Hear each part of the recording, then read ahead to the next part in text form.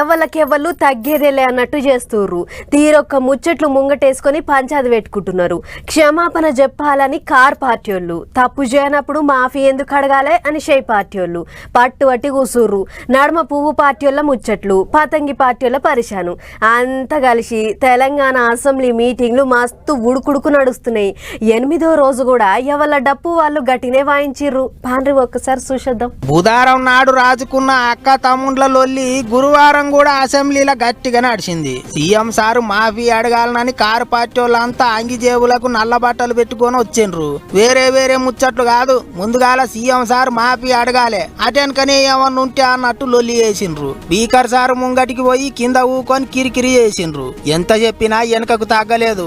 ఆఖరికి వాళ్ళ లొల్లి చూడలేక పతంగి పార్టీ వాళ్ళు, ఎర్రజెండ పార్టీ వాళ్ళు జల్దిగా వాళ్ళ పంచాదేదో దెంపరాదుర్రే అన్నట్టు అడిగిండ్రు.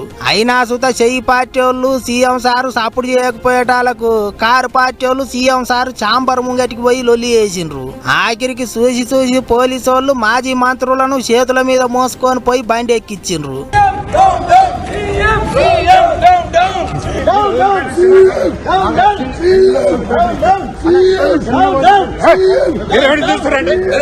తెలంగాణ ఆడబిడ్డలను అవమానించిన ముఖ్యమంత్రి వెంటనే, తెలంగాణ ఆడబిడ్డల్ని అవమానించిన ముఖ్యమంత్రి వెంటనే, తెలంగాణ ఆడబిడ్డల్ని అవమానించిన ముఖ్యమంత్రి వెంటనే క్షమాపణ చెప్పాలి. ఆడోళ్లను గంత మాట అని మాఫీ అడుగుమంటే అడుగుతలేరు. ఇదేం రీతి అన్నట్టు కోపానికి వచ్చిండ్రు కారు పార్టీ వాళ్ళు.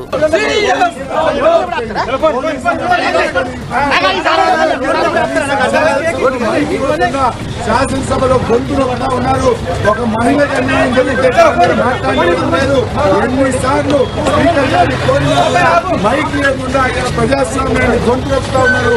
తెలంగాణ శాసనసభలో ప్రజాస్వామ్యం తెలంగాణ ఉద్యమంలో లేనప్పుడు కూడా ఆంక్షలు లేవు.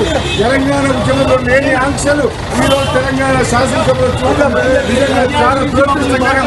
ఇక కారు పార్టీ వాళ్ళ లొల్లి మీద సీఎం సార్ ఏమన్నాడంటే, అక్కల్ని అడ్డం పెట్టుకొని రాజకీయం చేస్తారు అధ్యక్ష. ఇదా అధ్యక్ష నేను మాట్లాడాలంటే చాలా మాట్లాడగలను అధ్యక్ష.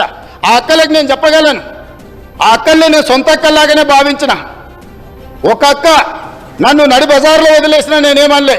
ఇంకొక అక్క ఎలక్షన్కి పోతే నా మీద 2 క్రిమినల్ కేసులు అయిన ఈ రోజుకున్న కోర్టుల చుట్టూ తిరుగుతున్న అధ్యక్ష. మీరు మాత్రం అక్కడికి వెళ్ళి మహిళా కమిషన్ చైర్పర్సన్ తెచ్చుకున్నారు, ఎమ్మెల్యే టికెట్ తెచ్చుకున్నారు, ఎమ్మెల్యేలు అయినారు. నా కుటుంబ సభ్యురాలు సీతక్క అని చెప్పిన. ఎంత అవమానకరంగా మాట్లాడిండ్రు అధ్యక్ష సీతక్క పట్ల. ఇవాళ సోషల్ మీడియాలో ఒక వీడియో పెట్టిండ్రు అధ్యక్ష.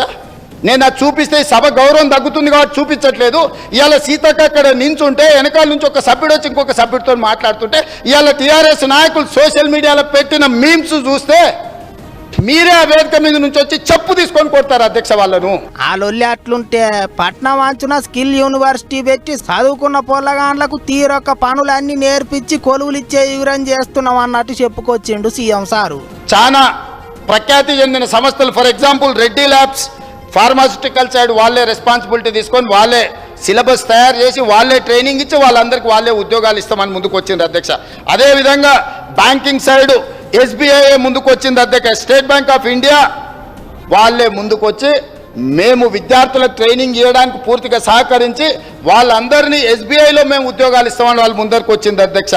ఇందులో ఉన్న గొప్పతనం ఏంటి అధ్యక్ష అంటే, ఏ విభాగంలో విద్యార్థులను సెలెక్ట్ చేస్తామో ఆ స్టేజ్ నుంచే ఆ సంస్థలు ఇన్వాల్వ్ అవుతాయి. ఆ పిల్లల్ని చేర్చుకోవడం, వాళ్ళకి స్కాలర్షిప్లు ఇవ్వడం, వాళ్ళకి ట్రైనింగ్ ఇవ్వడం, ట్రైనింగ్ పూర్తయిన ఎంబడే వాళ్ళ సంస్థలనే ఉద్యోగాలు ఇవ్వడానికి ఈ సంస్థలన్నీ ముందుకు వచ్చినాయి అధ్యక్ష. వాళ్ళందరితో మాట్లాడుకున్నాం. అంతేకాదు పొద్దుమీకంగా అంతా కలిసిపోయి స్కిల్ యూనివర్సిటీకి భూమి పూజ కూడా చేసిండ్రు. అటు అసెంబ్లీలో మంత్రి శ్రీధర్ బాబు సార్ మాట్లాడుకుంటా జల్దిగానే జాబ్ క్యాలెండర్ వేస్తాము, ఎవళ్ళేం పికర్ చేయొద్దు అన్నట్టు చెప్పుకొచ్చిండు. మొత్తానికి కొలువులు లేనోళ్ళు లొల్లులు చేయకుండా సల్లగా చేసే యుగురం చేసిండ్రు సర్కారోళ్ళు అనుకుంటారు ఇప్పుడు అందరూ.